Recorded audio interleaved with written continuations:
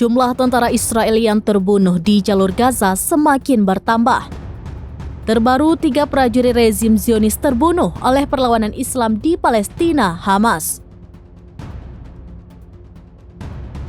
Ketiga korban ialah Sersan Yakir Yedidias Kenkolewski, prajurit di Batalion ke-53 Brigade Lapis Baja ke-188.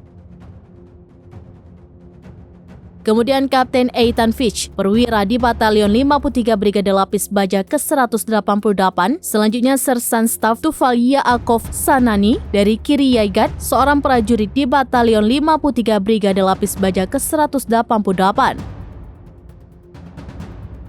Sementara 4 lainnya disebut terluka parah saat berperang di Gaza Utara. Saat ini jumlah korban tewas sejak serangan darat Israel dimulai pada akhir Oktober menjadi 78 orang.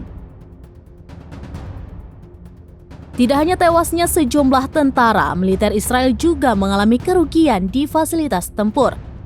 Brigade Al-Qassam mengaku berhasil menghancurkan 28 kendaraan tempur rezim Zionis dalam 24 jam. Mereka juga mengklaim membunuh pasukan khusus Israel yang bersembunyi di dalam sebuah gedung.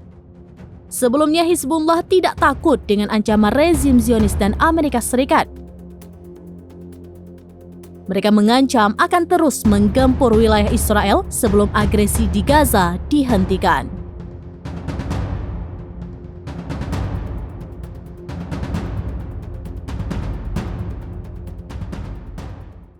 Download Tribun X sekarang, menghadirkan lokal menjadi Indonesia.